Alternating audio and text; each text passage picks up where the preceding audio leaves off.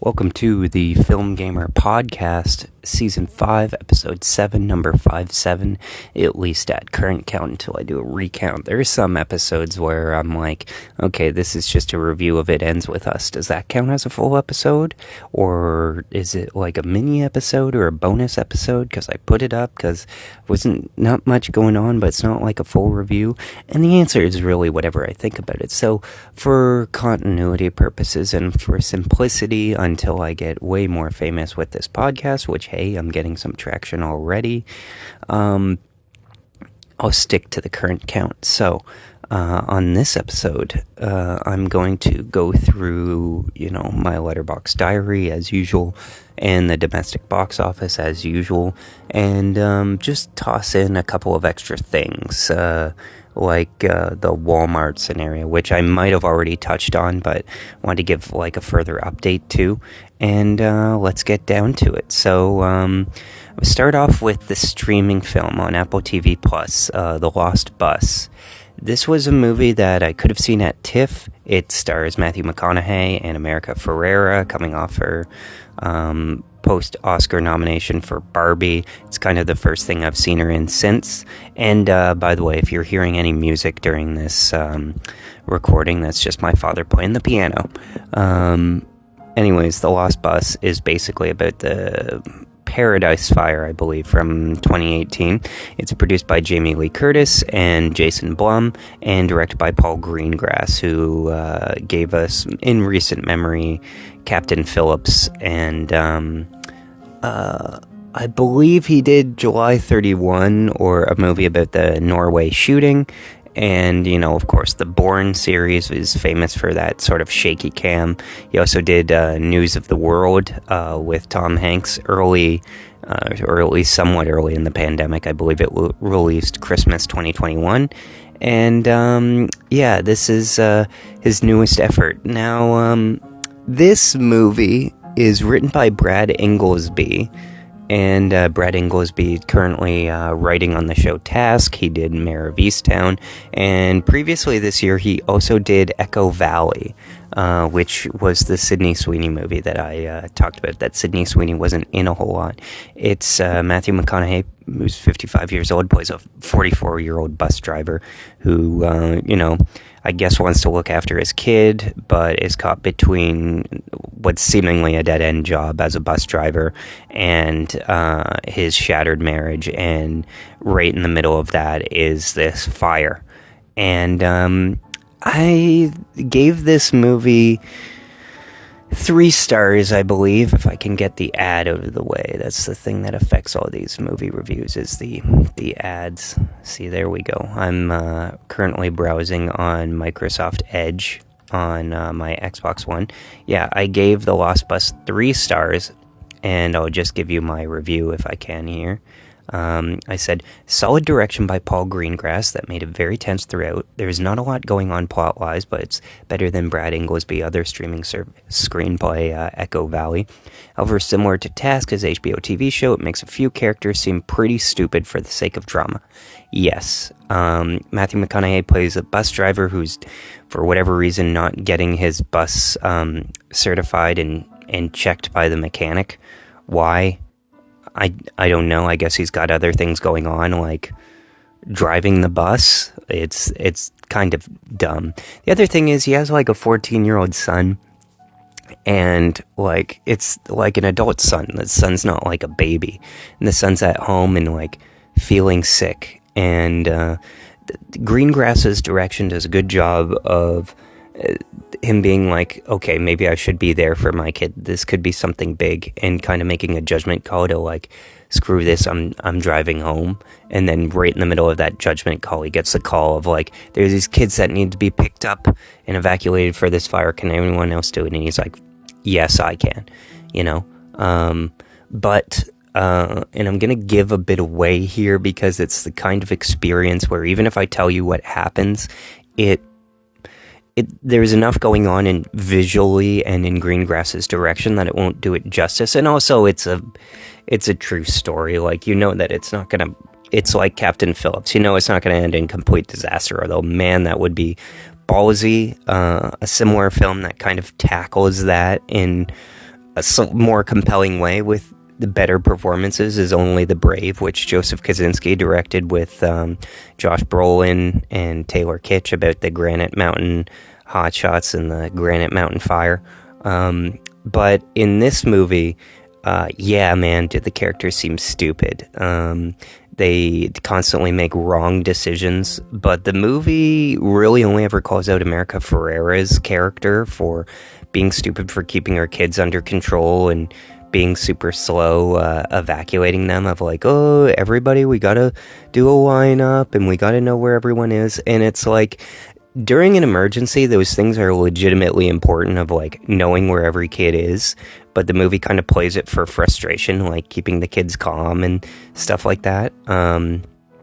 But I kind of understand it, and it's one of those things that I constantly see where, because it was, produced by women like Jamie Lee Curtis, but like with Greengrass and Inglesby, and the marital strife of McConaughey's character, you're kind of like, okay, do these men like not like women very much? Because it just seems like it's like America Ferrera's fault for like not getting the kids out of the class sooner, which would have been like, they said was like 20 minutes. In the movie it plays like 5.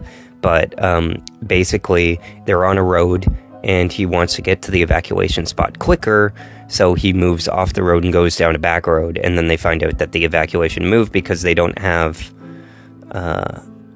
communications, and they lose contact with the bus, and they suddenly have to be somewhere else, and they don't know where to go, and they're, like, trapped, so they, drive somewhere and think they're gonna die.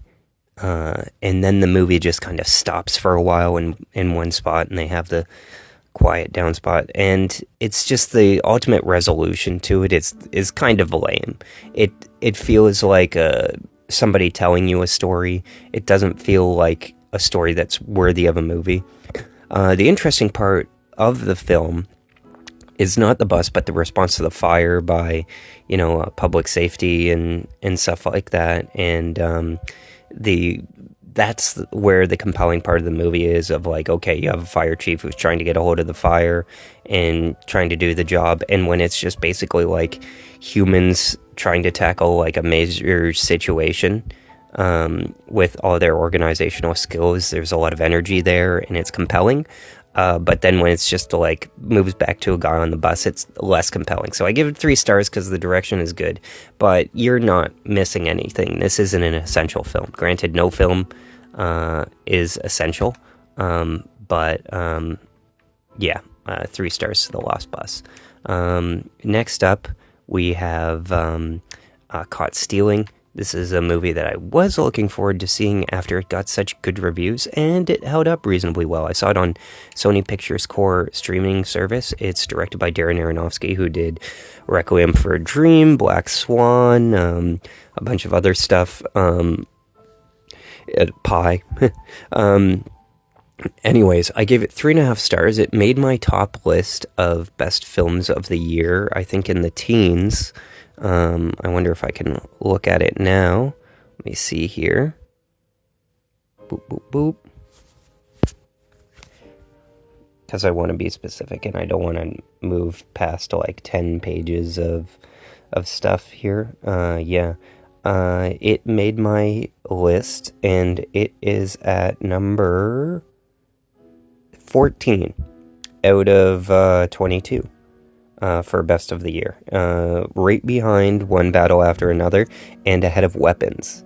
Now, this movie is a bit of a tough hang because it's a very 90s film, so it's kind of dark and depressing because it's like made in 2024, so it doesn't kind of have the fun and lightheartedness of it. There's the heavy like cultural context to everything, but I will read my review here. It's nice to see what a real movie looks like every now and then. This is a movie that looks like everything has been chosen to fit a mood, and it's Austin Butler's best performance yet. I don't like Austin Butler as an actor. This is the first movie where I thought he gave a good performance.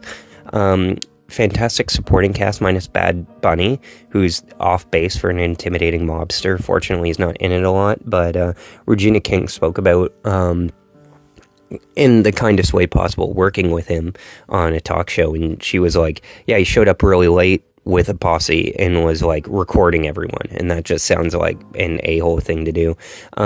He was on SNL for the second time. And although I remember the first time not being as much of a disaster, the second time, like, you couldn't understand a word that he was saying weirdly. He mumbled a lot. And, I've heard his music, but it like doesn't stick at all. So he's just, to me, somebody who's just basically like a trend guy of the moment and doesn't really have anything of substance to bring to it. So like seeing him here was the first time I was annoyed with him, because it's like, oh, he showed up in Bullet Train, and that was kind of like a cool little thing. And it's like, oh, is this guy going to be somebody? But like, we're at the end of the Bad Bunny train, it feels like, and I think that his performance in February in the Super Bowl is going to be a disaster. That's my Bad Bunny rant. As for this film, it is a well-directed drama by Aronofsky, who feels like he's put the nightmare adventures of Requiem for a Dream, Black Swan, and Mother, which I did like, in the rearview mirror, although he's still the same person. He's also returning to his, like, Jewish roots. Like, his first movie, Pi, is very Jewish, and you can see like Mother is kind of like a retelling of the Bible. Now that's, Old Testament stuff, so that's of course Jewish. And but like The Whale, the last movie he did, to me felt like a very Christian movie, which I thought was interesting. But yeah, decent movie worth seeing, and worth seeing on Sony Pictures Core. If you have a Sony TV or a Sony PlayStation 4 or 5, you can, I believe, get, at least with the TV my dad got, get free 6 months and some tickets to watch movies on. I previously watched The Karate Kid Legends, which wasn't great, but the bit rate on this streaming service is better than Apple TV Plus. It is like high quality, so that's good. Next up on October the 4th, I saw The Pledge, which I gave 3 stars. It would be like if Colonel Stephen Lockjaw directed a movie. Sean Penn directed this movie. It's basically about Jack Nicholson, who is about to retire as a policeman, and makes a pledge that he will promise to solve the last case he's working on. The person who killed this woman's daughter. And it would be listless if not for the fact that it is led by one of the greatest actors alive, Jack Nicholson. Outstanding cast. There's so many, I can't even go through them. Aaron Eckhart is also in it. Benicio del Toro is also in it. Murder mysteries are hard to screw up, but the finale, though it makes sense, isn't well supported by the movie that precedes it. It's interesting because Nicholson is on screen, but the way that Penn films The Pledge itself doesn't really make sense why Nicholson's character would get so hung up on it.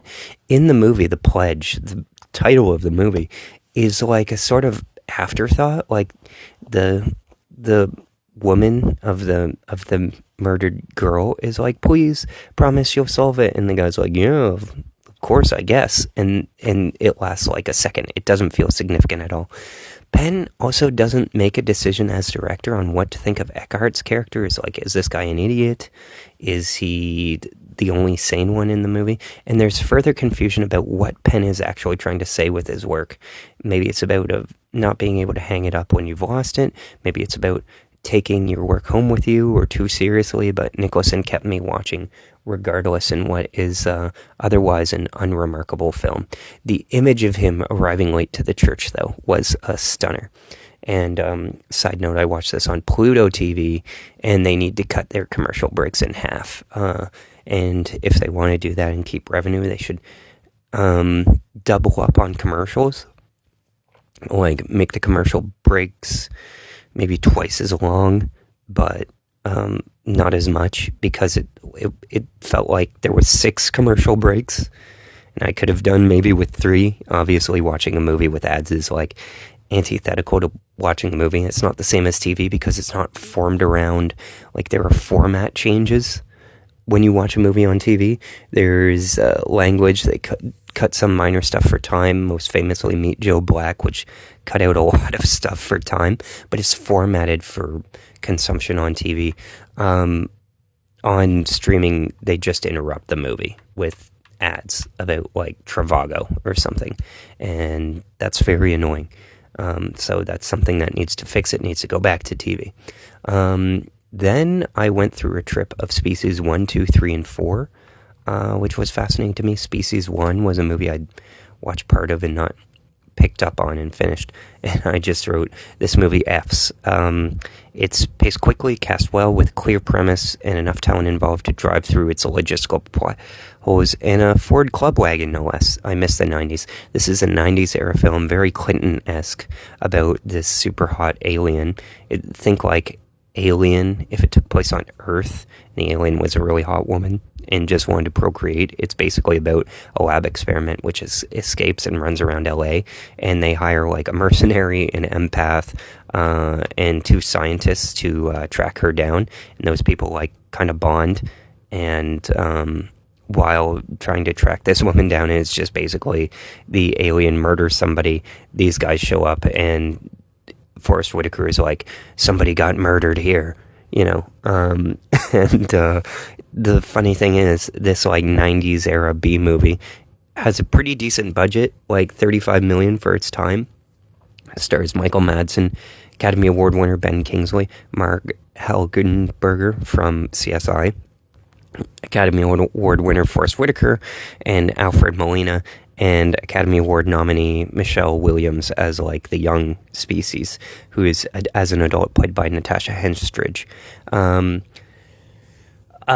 Now, that was followed up with Species 2, which I was fascinated by because it is a sequel that still went to theaters, and so, because the first movie was a big fat hit, and it's bad, it's worse, but you see, by comparison, that despite the low budget schlocky nature, what movies made then that were cheap look like Citizen Kane compared to the movies of now.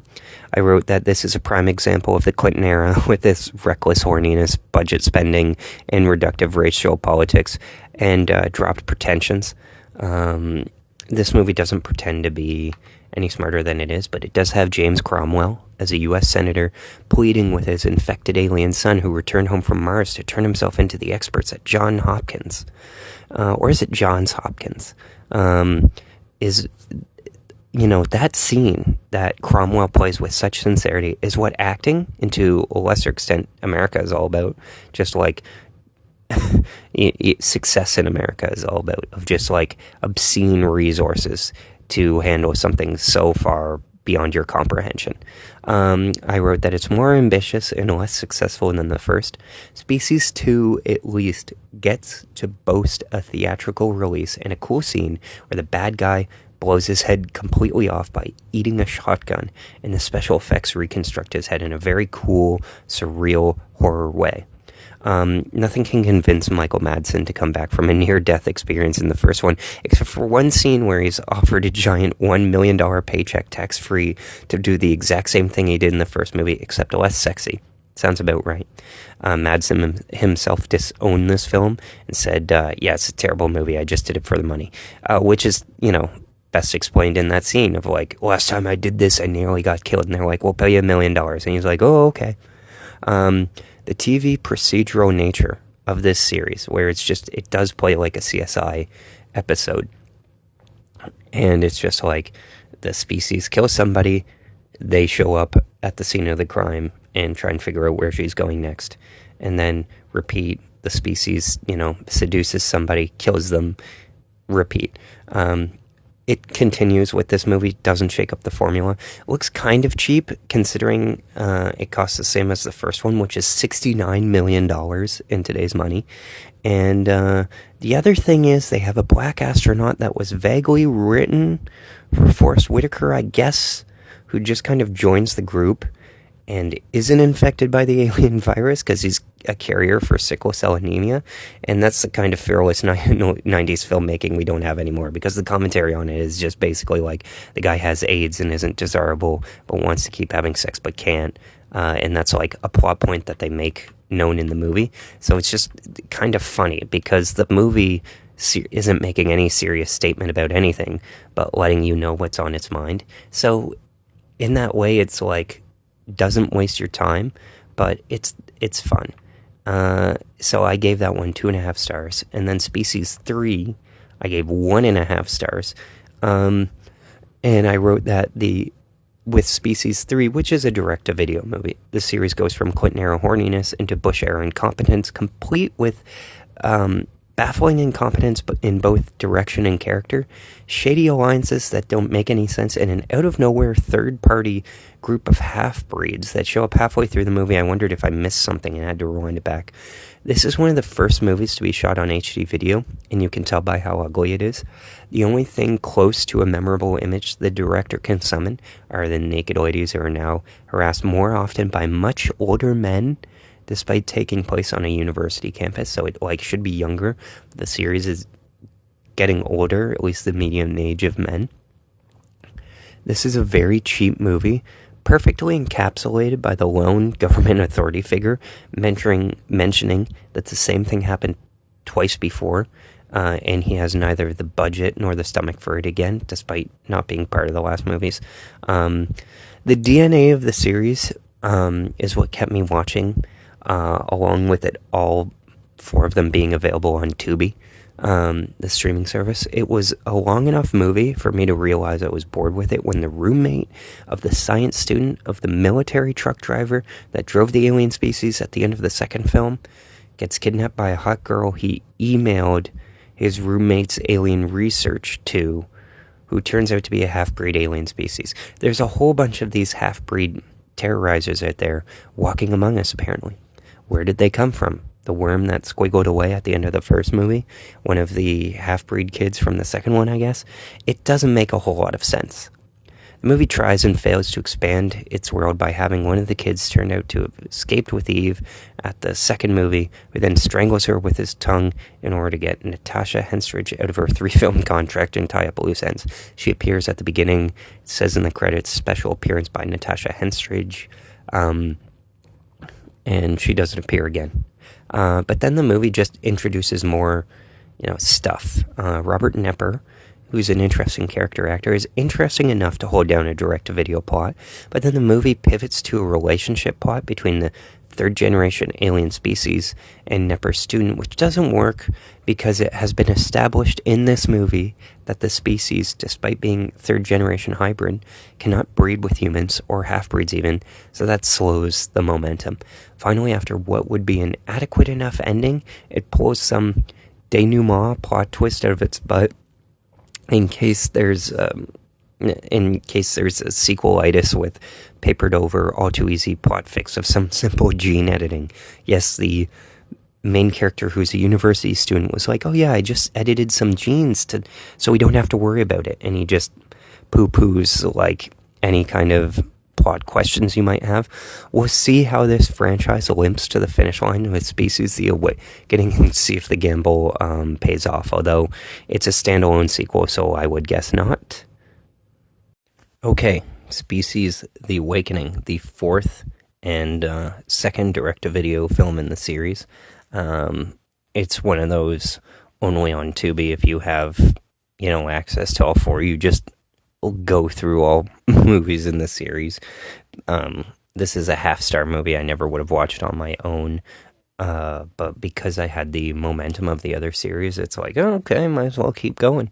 Because, you love film at the end of the day. It is more professionally mounted than Species 3, because it doesn't have that direct handheld camera style. But that the expensive sexiness, with the average age of the men in this series going up as the amount of sex goes down, this is where we went wrong as a society. The first Species film had 3 things. Great cast, was fun and sexy. The second one lost the fun. the third one lost the cast, and this one loses the sexy. It contains the hallmark of its late 2000s independent era, the trash bag green color filtering of the Saw films, but at least it doesn't depict Mexico where it takes place with that gross brown filter. This is a movie about a girl who realizes that she's like a university professor who everybody likes, and she realizes that she's like an alien species, and that her father or her uncle, isn't her uncle really. And then because she's getting sick, they take her down to Mexico, which kind of feels very of the time. It tries to tell an independent story separate from the established continuity, which is always a red flag in a franchise 4 movies deep, but it doesn't give you a reason to care about any of the characters. I'm a big supporter of continuing the lore and continuity of something, no matter how crazy it gets, because that's the challenge. Anytime a filmmaker steps in and is like, we're only going to make a sequel to the good movies, it's like, well, you don't think that the people who were making the movie before you weren't trying to do the same thing? Like, there's a responsibility to the franchise, I feel, and this sabotages that a bit. Although it's independent enough that it doesn't, ruin or retcon anything like the Terminator series do. But the biggest problem is that it's not a species story. It's a scientist story about a boring scientist when his daughter figure is way more interesting as a character. She seems to have a personality transplant after being saved, and the villain's actions and motivations make no sense, nor does the final sacrifice or death.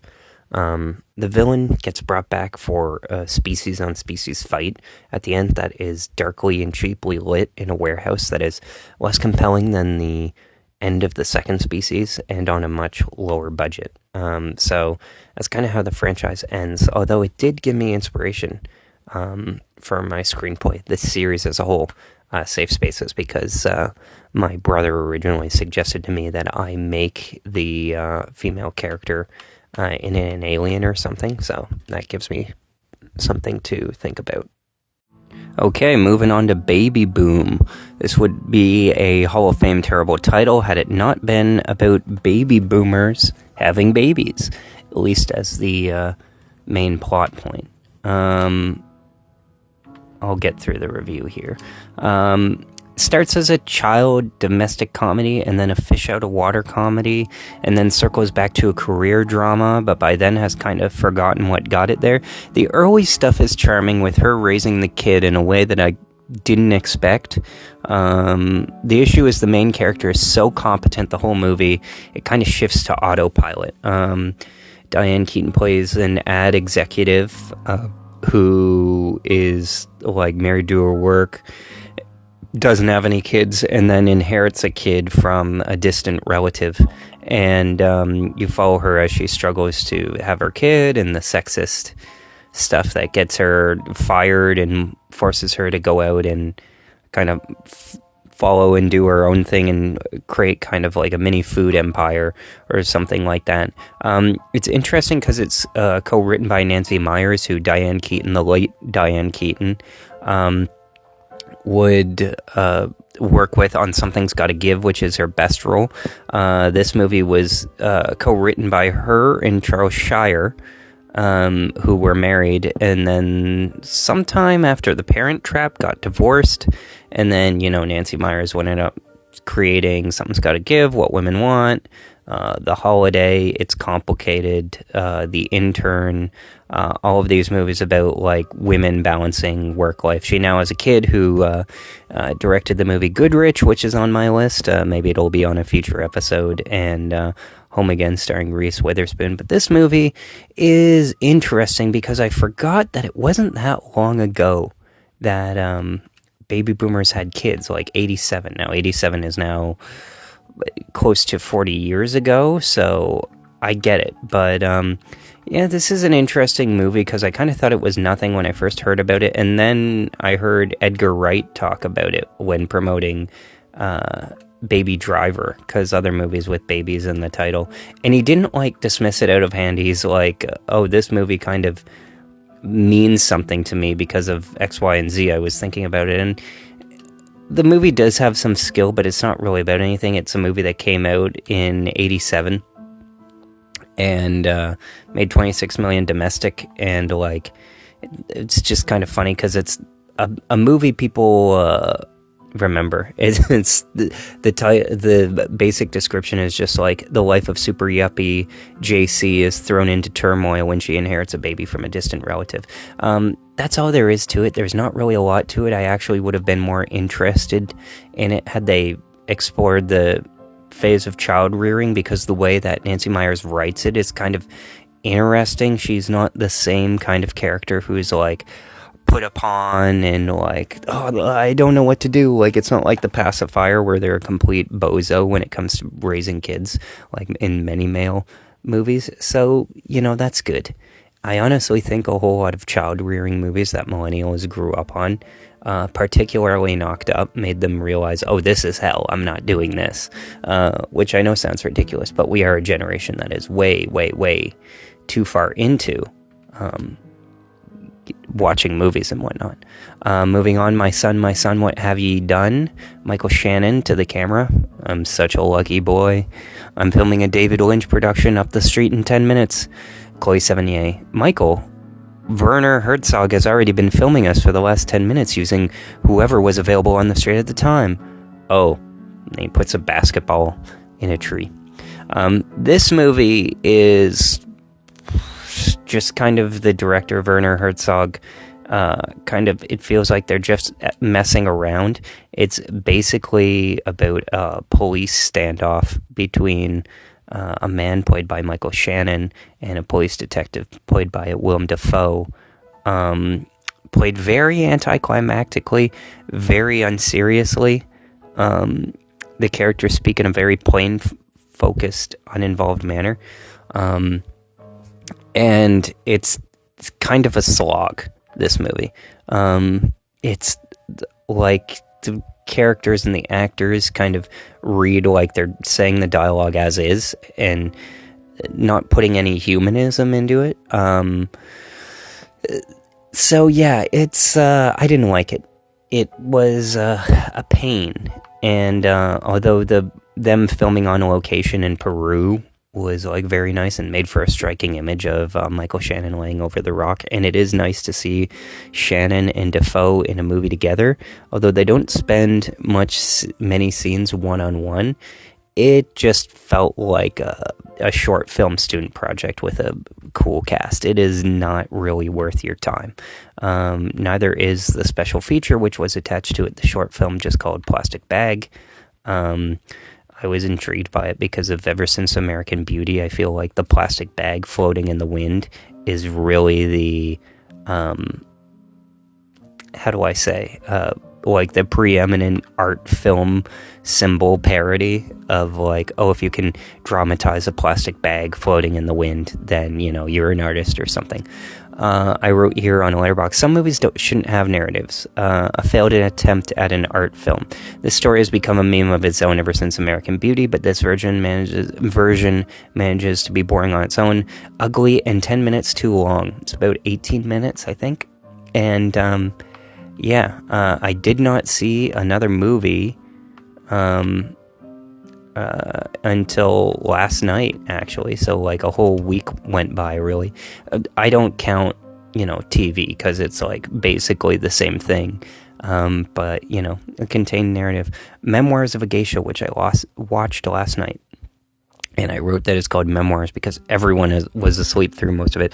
Rob Marshall is not a good director, similar to the director of Tron Ares that Disney got, where they're just kind of like a hired hand, somebody to direct because they couldn't afford who they really wanted. So they just needed somebody to make sure the camera's on. This movie won 3 Academy Awards for Best Costume Design, Best Cinematography by Dion Beebe, and or Dion Beebe, and Best Production Design. Although it's all mostly like production design. If you just film the production design, it was a movie based on a novel that Spielberg was originally going to do. So John Williams ended up doing the score. There's some nice moments in there. There are also moments that recall his Star Wars score, kind of reshopped around. But it's a snooze fest. Gong Li is cool in it, like very, very hot. But it's a shame that she's like pro, genocide with the Uyghurs and stuff, and those unfortunate comments that she made when she was promoting Mulan. But anyways, this movie, I don't like the look that they give Zhang Ziyi's character in that, her blue eyes. They make her look blind. They don't ever feel real or real in the heightened sense. And this is a movie that needs kind of like the Wong Kar-wai, Ang Lee style poetry to it to just kind of fit its own kind of reality. It should feel like a play or a fable or heightened in some way. Instead, it kind of plays like almost like a boring history lesson about a super personal character without any depth. And yeah, I was bored through it, but I've been bored through a lot of Rob Marshall movies. I was bored through Parts of the Caribbean 4, and, nostalgia and, the craft of his movies, because all of Rob Marshall's movies, like Chicago and whatnot, do have great production design, costume design, and whatnot, but he's just not creative with it at all. A good example of that is Mary Poppins Returns, which has none of the magic and is just kind of like, whatever, that happened. That's Memoirs of a Geisha. And the biggest sin that this movie does is they have the power to say the title of the movie as the last line of the movie, which would have given it another half star from me. And it's like, these aren't memoirs of a princess or a queen. These are memoirs of another kind. And it's like, say the title of the movie when you're there. But, Rob Marshall is a bad director, so obviously he doesn't get that. So, yeah, that was annoying. Because it's not like they ran out of time, or Zhang Ziyi was too busy to say and redo a line in voiceover. And even if she was, they really should have spotted it that time. But, nope. So I watched that movie, and then I was kind of like, okay, well, that one was one that was on my list for a long time, and what do I do? I didn't feel done with the night. I wasn't satisfied, so I dropped into I Saw the TV Glow, a movie that I had started 13 months ago. In September when I was at TIFF, me and my brother started watching it. We got about 25 minutes into it, 25, 28, and we decided to call it quits. So we're like, this is boring, this is a struggle, I'm not into this at all. I Saw the TV Be Boring as Richard Lawson or David Camfield, I can't remember which one because they sound the same, and even on the Little Gold Men podcast they're on, they replaced those guys with whoever the main host of that was, with John Rush or something. I can't quite remember his name, but he also sounds like the exact same, just like a high-pitched gay man. But anyways, this movie is an LGBTQ sort of movie. It is directed by somebody who is trans and features an actor who is trans. But I'll just redo my review. I Saw the TV Glow from last year. Feels at the same time like it came out a lot longer ago. But anyways, I first started watching this movie when 13 months ago, and it was very boring and hard to get through with my brother, that he and I decided to call it quits. Picking up 13 months later, I couldn't remember if I got just 25 minutes or 50 minutes into it, so I went to the last scene that made sense to me around the 35-minute mark, and I watched it at around 1:30 a.m. last night. This time, it wasn't a struggle to watch. It was the perfect time to watch this movie. Upon finishing it, even though I wasn't confused, I rewatched the first 35 minutes to pay it the respect it deserves, which I never do, because I wanted more out of this story. So I rewatched, that first little bit, and to get the most out of it. So it wasn't like a half-remembered dream, even though that's part of what the movie is going for. Justice Smith gives a good performance. This is the first time I've seen him give a good performance. He was in Jurassic World Fallen Kingdom as like a comic relief without anything funny to say.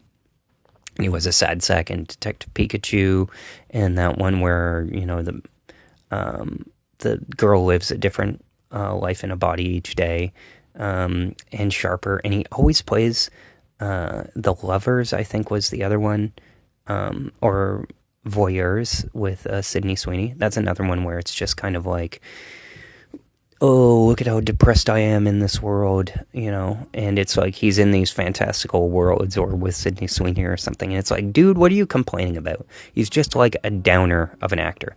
But this movie puts his, you know, frustrations to good use. He doesn't have much to say or need much to say to emulate the coming-of-age feelings that he has, and that's basically on the director Jane Sjoberg. It seems like, to me, speaking personally, that would be such a bummer to grow up trans. The other thing is that Maddie, the character Maddie, I'll give a setup to this. This movie is basically about two people who bond over a show that they both used to watch in the 90s or early 2000s. It's a very millennial kind of movie. I would give it an anagram allegory for it is sort of like, imagine if you bonded with somebody over watching either RFR Radio Free Roscoe or like a Disney Channel show, or Goosebumps, Are You Afraid of the Dark, Mighty Morphin Power Rangers with Ivan Ooze, to me seems like its main point of reference. And it's just kind of like, what do you remember of that show? How did it make you feel at the time? And what does it mean to how you are now? And it's a very, very millennial movie, which is to say that it's like super depressing and neglects family values, I guess. But that's just my personal reading. You can disagree with it. I grew up in the same era as the director and at the tail end of it. So I watched the traumatic kid shows, Are You Afraid of the Dark, Goosebumps, and Mighty Morphin Power Rangers movie. I'm not nostalgic for it, but I understand how thinking about it now feels like another world away. And the 90s certainly feel that way. The important thing about it is not how it made us feel at the time. The important thing about it isn't how it is now, but how it made us feel at the time that we were figuring ourselves out. The director successfully recreates that feeling of traumatic nostalgia, because a lot of these shows ended with the kids honestly like dead or buried, and you're like, these are kids shows? Like, what's going on here? And it's just kind of like the dangers that we were afraid of in the 90s and stuff. And I feel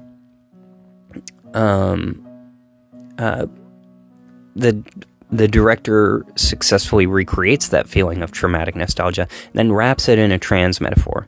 It's interesting but feels reductive, even if it's true to that person. I feel the characters should have been further beyond where they end up in the film, like in their journey. But I guess that's the existential horror about it, about like being trapped where you are and not moving on. Growing up, when we started to miss these shows or stop watching them, in one way or another, we grew past it. You know, I can't remember the last time I watched Are You Afraid of the Dark or the 90s version of Goosebumps or whatever. But like when I stopped, I was old enough. And I don't know what to make of the ending of this movie, because I don't think that Owen, the main character Justice Smith plays, sees that everyone in the movie, not just his mom, does care about him. His dad pulls him out of the TV. His supervisor brings him from the movie theater to another job, which they didn't have to do, and checks on him after his freak out, which he freaks out at the end of the movie, but nobody seems to be paying attention. And Maddie cares enough to share her thoughts on the show and at least have him over. And that's the person who he bonds with most. He's really cared for, despite the emptiness the film presents. I don't know what to make of him having a family of his own, which he says, but we don't see them at all. But he has a job. It can be a fulfilling life, not wasted. But but maybe he feels so empty and stuff because he didn't take the journey with Maddie when the opportunity arose, which I really relate to. I think that despite Owen's regrets of not going with Maddie multiple times, which is relatable, is fairly representative of who Owen is, even if he is not someone who he feels he should be. Maybe that's a dark and depressing acceptance to someone like Owen, that there isn't a great beyond that he's missing out on.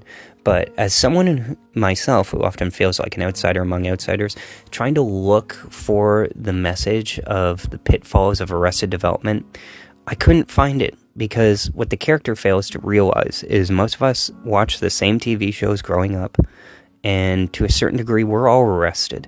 There's just no getting away from it all. So it's a movie that made me think, and it also made me think about how important it is to watch a movie at the right time.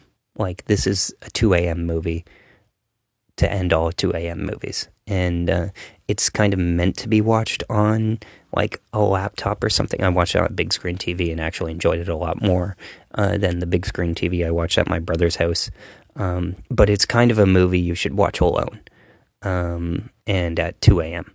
to get the full effect of. Or with somebody you deeply care about that's like analogous to who these characters spend time with. But yeah, that was the last movie that I saw. I ended up giving it 3.5 stars. Had I watched it not in the right situation, I probably would have given it 2. Would I say I liked it? Sure. But yeah, watching it under the wrong circumstances, it was boring and felt like work. So let's move on to the domestic box office, because I didn't cover it last week either. And yeah, Black Phone 2 is number 1. Jason Blum can be happy because the first Black Phone was a success, and then the first Megan was a success, and then the second one that came out this year was a huge flop, and then he came on the Town podcast with Matt Bellany to, explain why it did or did not work. And so he can be happy here that the sequel did.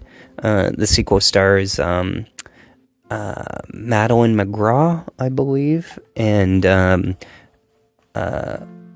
Mason Thames from the first one, who's been having a big year because he did How to Train Your Dragon. He's doing Black Phone 2, and then next week he's in the Colleen Hoover adaptation, Regretting You. The annoying thing is that they have a link to IMDb Pro rather than IMDb. This is very, very frustrating. It's like, just link me to IMDb. It would be easier. Continue to stream your videos with Microsoft Edge on your mobile device. Yeah, no thank you. Gosh, so many pop-ups in Microsoft Edge. No wonder I don't use it. Anyway, this movie made $42 million worldwide. Probably cost in the mid-20s. It's a profit deal. Jason Blum can be happy, even though, The Lost Bus, I guess it's a top movie, but, anyways, it's number 1. Tron Ares is number 2. In 4,000 theaters, it drops 2/3, sinking like a rock. I saw on Deadline.com that they were trying to do a post-analysis of this movie, and it's like, oh, Jared Leto and stuff. And a lot of people, to me, that's something that the internet people claim of, like, well, I didn't see it because of Jared Leto. And it's like, okay, yeah, but that's like 10% of people. Like, this is a broadly appealing movie. If it didn't hit, it can't be because of one thing.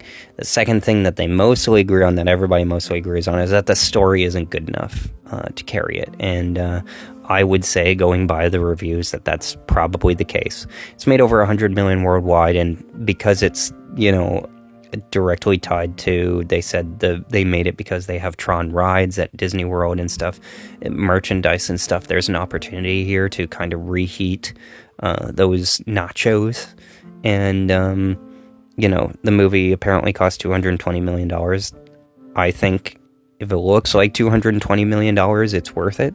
And, the amount of time, like 15 years from now, the same that people were when Tron Legacy was coming out, to now will think the same thing in 2040, that the people who saw Tron Legacy in theaters as young kids will think about this movie. Tron Legacy I saw in theaters in high school, and I was so excited because that was like one of those last days before summer break. Oh, we're going on a field trip. You can go see this movie in the morning.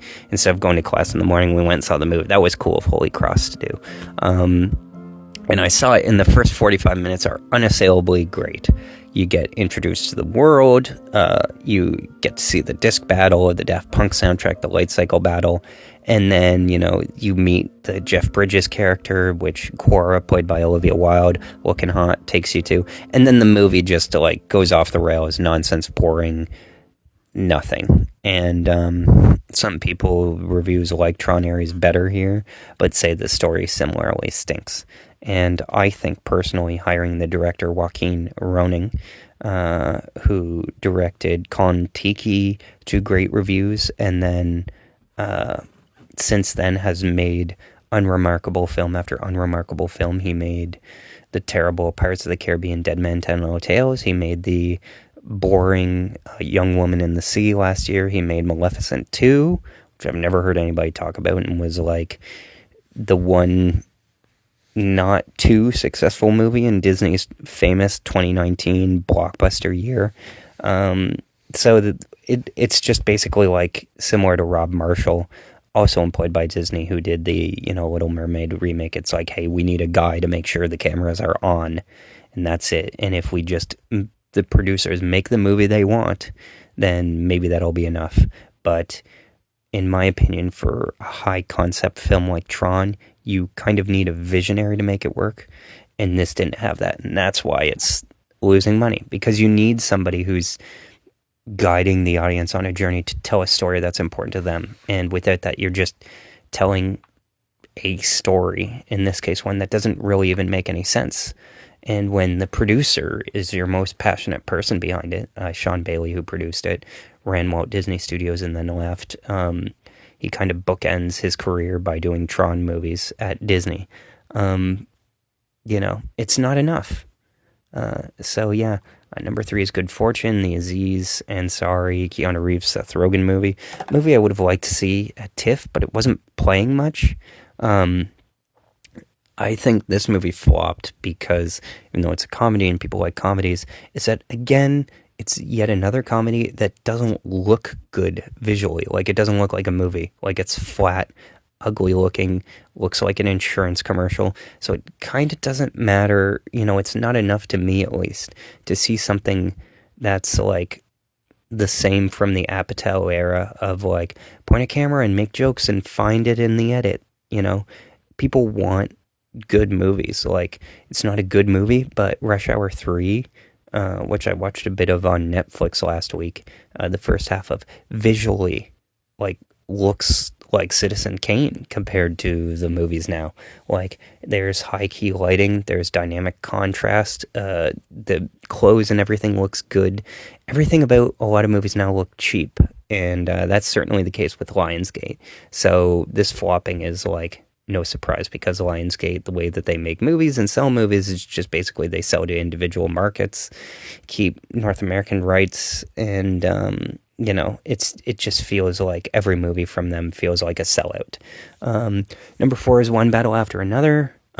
This movie has done reasonably well. It's kind of funny to me that the box office performance of this movie is irrelevant, in my opinion, because when you're directed by a 10-time or 11-time, Oscar-nominated writer, director, producer who hasn't won yet, and the reviews come out and they're as good as his previous movies,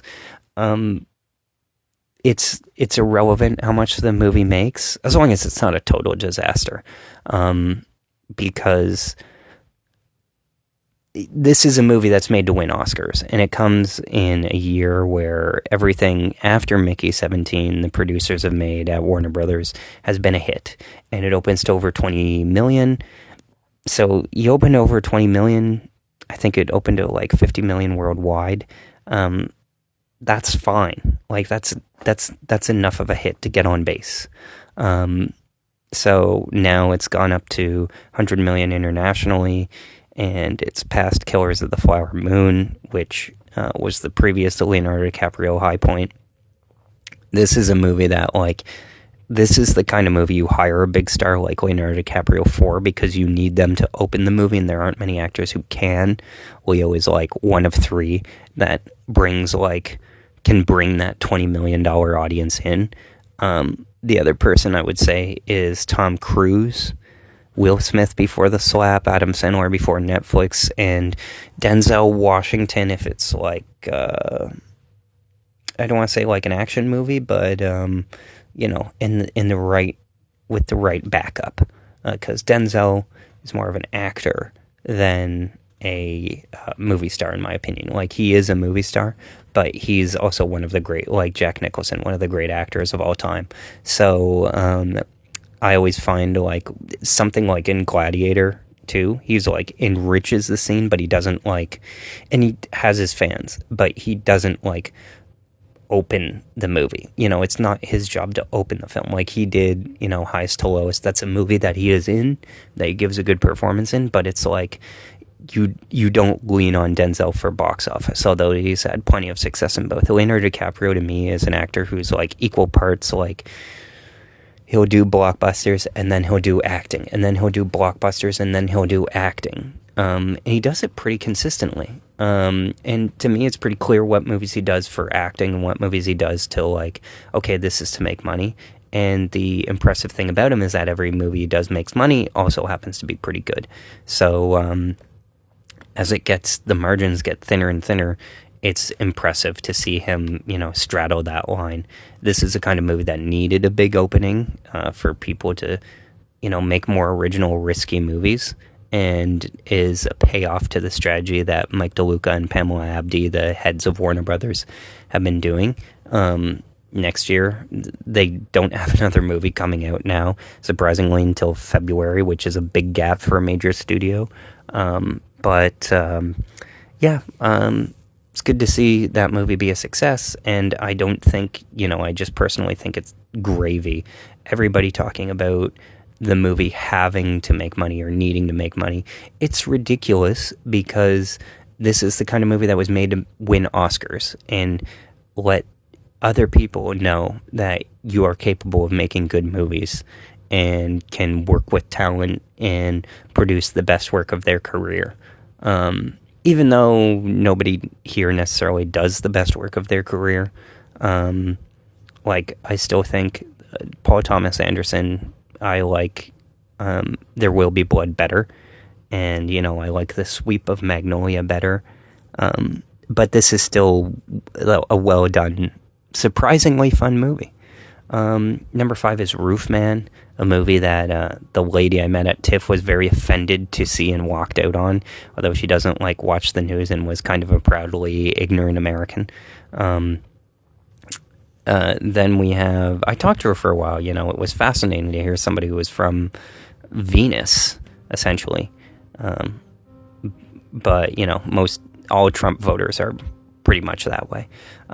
Most of them. I've speaking to some who are like, he's a businessman, and it's like, okay, well, you're a white guy who wants to make money. I understand fronting the racism that comes with Donald Trump and the incompetence because you think that you'll benefit.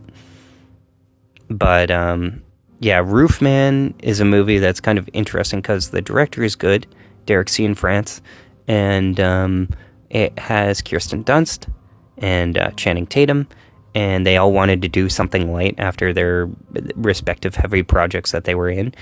So they do this movie, and it played at TIFF, and I wanted to see it, but I had to write a review, and I was kind of like, I can wait for streaming. I'm not completely sold on it. It doesn't look super cinematic or something. It feels like something you would rent on DVD. But a friend of mine saw it in theaters and liked it, so that's good to hear. I don't know what the budget on Roofman was, but having made $15 million so far seems like a win. Channing Tatum is kind of like a smaller scale star. He'll put out a movie, people will know about it. It'll do well on streaming, it'll do well on video, it'll make a bit of money in theaters. He can kind of play all bases. And then you have Gabby's Dollhouse, which is based on a YouTube series that Universal did. That did 29 million. I'm sure it's doing well. You have Truth and Treason, which is by Angel Studios, the religious banner. And I'll just read the description. When loyalty to country becomes loyalty to a lie, one teen risks everything to expose the truth. With the Gestapo closing in, he must decide what it really means to be a good German. That sounds interesting. I don't know the reviews of it. Let me actually see, because I haven't opened up Rotten Tomatoes enough. If I go into Truth and Treason here. And let me know, by the way. I'm wondering, should I get the... Stop? Yeah. Oh, this is new. The site is now part of Versant. Oh, yeah, that's spin-off company. By continuing, yeah, you agree to our terms, blah, blah, blah, blah, blah, blah, blah. Used and shared cookie notice. Okay, can I click away from the cookies is what I'm wondering. Okay, it's just letting me know that it's like... I can't do anything with it. Yeah, gosh. Microsoft Edge is a terrible browser. Okay, is it going to let me go away from this? Truth and Reason. Okay, is it going to ruin it with another pop-up? Here it is, yes. 93%. See, this is another one by Angel Studios that's like, oh, is it some crappy religious movie? No, it's actually a well-reviewed religious movie. So that's good. So here's a rotten review from RogerEbert.com. To be clear, Truth and Treason is exactly the movie it wants to be. It's just that what it wants to be isn't all that interesting. Okay, so it's boring. Okay. Another top critic, New York Times. No matter its flaws, Truth and Treason is very well acted. Rupert Evans stands out as Erwin Messner. His work and that of Horrocks keeps this uneven film watchable. And then do we have anybody interesting who's saying anything good? No. Disturbing and enjoyable, according to one audience member. History can be easily forgotten. Well done. Any reason that I might be annoyed with this movie is just that I'm kind of over movies about World War II in the sense that it feels like these days that we're fighting our own world war, you know, at least mentally or online, that I'd rather see a movie about white supremacists today than Nazis in 1940 for the 800th time, which is why I think more people are going to see one battle after another. Number 8 is Conjuring Last Rites. Doing well. 1.5 million this weekend. 175 million. Like, clears over, like, 30 million more than the first Conjuring, which was previously the high point. 480 million worldwide. And what's funny is Conjuring Last Rites, they billed this as the final Conjuring movie. Got the same director as Conjuring 3, which was unremarkable. And apparently this one is unremarkable as well. And now they're like, okay, we kind of want to do another one because this made such a huge amount of money. It cost like 50 million and has made nearly 10 times its budget. But the producer fee that James Wan, who directed the first two, carries is very high. And it's kind of funny because it's like, it's a really good situation from one perspective when you're arguing about money, because that means that there's money to be had. And if you stick to it, then I think that, you know, keeping your eye on the ball, you're unlikely to get screwed. Number 9 is After the Hunt. This expands wide. This did not play at Toronto, although I think it would have played better, as most movies do, at that festival than in Venice. But Luca Guadagnino is Italian, so they premiered it there. The reviews for it are about 38%, and Julia Roberts gave the most interesting reveal to it. Just basically saying, like, I wanted to make a movie that people discussed, that was iffy, that people didn't know about. And that's what was interesting to me. It's a movie starring Andrew Garfield, Isla Debris, and Julia Roberts, along with Michael Stuhlbarg, about a professor, I believe played by Andrew Garfield, who has an inappropriate relationship with Iowa Debris, who's like a student, and just kind of the Me Too kind of scenario that blows up afterwards, and Julia Roberts, who is caught in the middle. It's kind of a movie worth discussing, and there aren't a lot of big swings for it. Although the thing that annoys me is that I find Luca Guadagnino movies to be kind of boring, borderline hard to, like, most of them are hard to watch. Like, I'll never forget watching his version of Suspiria, but I was even bored watching Blue is the Warmest Color. I thought Challengers was a bit ridiculous, and After the Hunt, like, I didn't watch Queer. After the Hunt seems like, I don't know, worst case scenario, it could be like a bigger splash, which I watched 20 minutes of, and I'm like, I can't stand these people.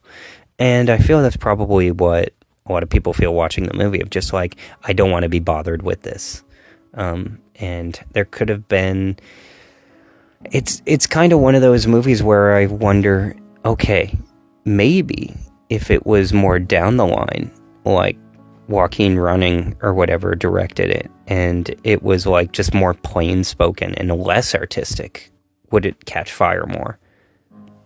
It's interesting to know.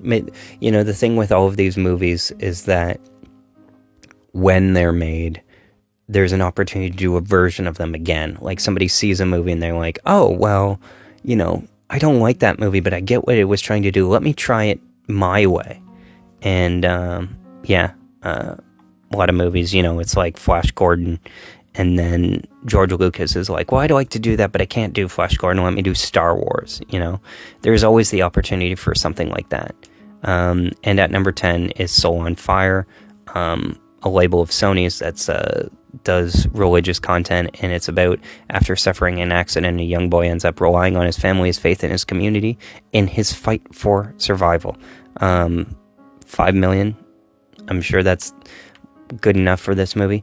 The thing is that based on the structure of how stuff is, and I'll even point out Good Boy here, which is by IFC and got a lot of good reviews, like that's 6 million and stuff. Most of these are decently run businesses that carry a lot of securities and assets that it's unlikely for them to, like, do poorly or flop out or make any significant dent in stuff. Like, is Universal going to go out of business? Walt Disney?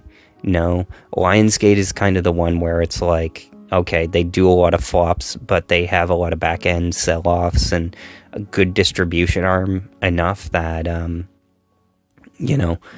every once in a while they need only put out a John Wick or a Saw or a Hunger Games, which they'll do next year, and they'll be back on track. Although, worth noting, The Long Walk, which they put out, was like kind of a flop, but still profitable because it made $34 million on a $20 million budget, and worldwide it's made 18 million, or 53 total, 18 million internationally. So it's like done fine, but it's frustrating to see them constantly like they were, again, they didn't have any stake in it, but Kiss of the Spider-Woman is another flop of theirs, and it's like they do too many crappy movies, like The Strangers Chapter 2, another one that they did, where they filmed 1, 2, and 3 back-to-back. Who they hire? Rennie Harlan, a popular, been working since Die Hard 2 is his main claim to fame, and has just never made a very good movie. Like, the movie he made that I rewatched was a Cliffhanger. Great trailer, kind of a boring movie. I liked it as a kid, and then, it was extremely disappointing and boring. My sister was like, okay, I'm done with this. Because it's just like a Die Hard ripoff. And Strangers Chapter 1 was so boring because it has so much of that, you have a gun, why aren't you killing the person in front of you type thing, that it's frustrating. But they were all made, like 3 of them were made for like either 20 million total or 15 million total. It's just kind of like people sitting around being tortured and then running out the door into a forest, getting into a car, and then realizing the person they got into a car with is a bad dude. It's made 17 million worldwide, so, they stopped spending money on the production of these movies a long time ago. But I think that releasing it like a year and a half after the first one is ridiculous. But, you know, horror sells no matter what, so yeah. And then you have week 3 Smashing Machine, just dropping it like a rock. And, you know, The Rock is holding on for dear life, and, you know, hopefully it'll be interesting more so if this movie flops, because where does The Rock go from here? Does he go back to family selling movies? I think he wants to enter a new career. He wants to get that Scorsese movie done that he's doing with Blunt. So it'll be interesting to see if he can muscle that in when this flops so hard. It cost $50 million, opened to 11. So yeah, it'll be interesting to see. And then you have Downton Abbey doing fine. Bad Guys up to 230 million worldwide. The first one did 250. And it's just kind of surprising because the shortfall is basically mostly in America, and it's kind of like, oh, did this open disappointingly? It's like, no, it was just never big to begin with. So yeah, him, you know, one of those, hey, I'm happy somebody made this weird movie. I'm not even sure if I'm gonna watch it, but whatever. And then you have It Was Just an Accident premiering, good per theater average, the highest of the weekend with 22,000. Although not hitting like super hard. It'll be interesting to see how that plays out. And then, of course, you have Fuck My Son, which premieres in one theater, 8,500 by Cartoona, who I'd never heard of as a distributor. And it's like, yeah, that movie isn't great. I think it played in one theater in New York. Not enough said. Like, I've spoken enough about it at TIFF that I don't need to. But yeah, I guess that's where we're at for the film portion of our show. And then, do I have any notes written on the game portion? Not really. I have a game called Lego Party that I'm looking to play.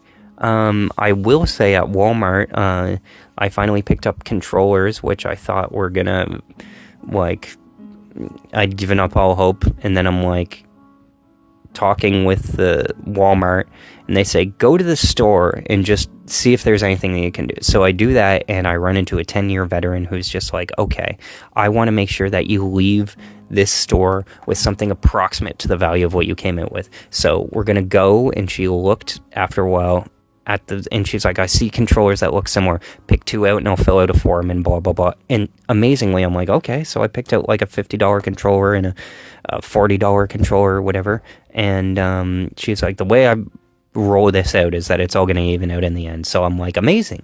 It's the kind of magic that only like a 10-year veteran of a retail store could work out. So thank you, Walmart, because if that hadn't worked, Walmart in Kingston, if that hadn't have worked out, I would never have bought anything off Walmart.ca ever again, because it's the kind of thing that can just kill it. My father had an issue with ordering Lawrence of Arabia, and then it didn't come, and then Walmart was like, oh, the distributor screwed up, and it's like, but you run the site, like, you're responsible for who you do business with. So anyways, I'm just kind of like, well, that sucks, but, it could have been a miscommunication. It was somebody else's deal, and then I do it, and then, of course, when it happens to you, it's like, oh, well, this is not good. So, yeah, I wanted to give a shout out to